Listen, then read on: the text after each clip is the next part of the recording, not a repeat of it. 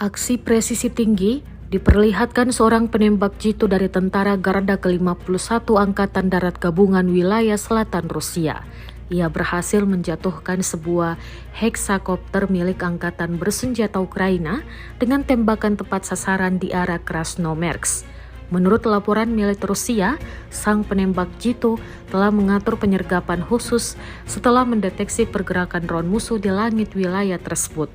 Mengandalkan senjata ringan, tembakan dilepaskan pada momen yang tepat, membuat heksakopter itu kehilangan kendali dan jatuh.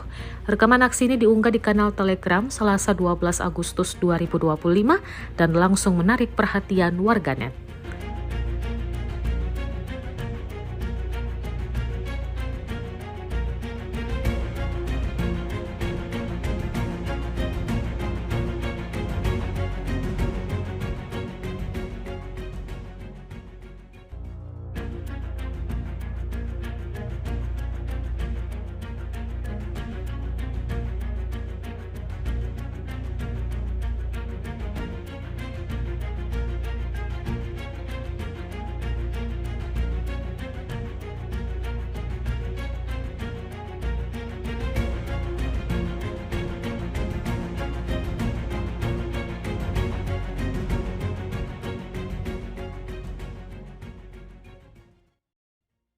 Download Tribun X sekarang, menghadirkan lokal menjadi Indonesia.